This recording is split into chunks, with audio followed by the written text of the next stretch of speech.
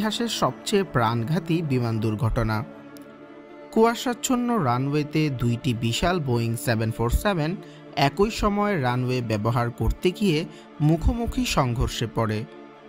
ভুল রেডিও যোগাযোগ, নিয়ন্ত্রণ টাওয়ারের বিভ্রান্তি আর পাইলটের ভুল সিদ্ধান্ত মিলিয়ে মুহূর্তেই মৃত্যু হয় 583 জন যাত্রীর।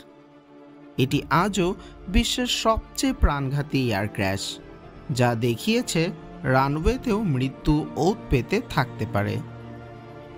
1985 সালের 12ই আগস্ট জাপানের আকাশে ঘটে আরেকটি ভয়াবহ ট্র্যাজেডি।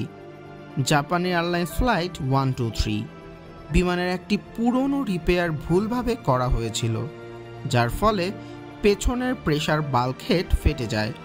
মাত্র কয়েক মিনিটে কেবিনের চাপ কমে গিয়ে কন্ট্রোল সিস্টেম বিকল হয়ে পড়ে, আর পাহাড়ে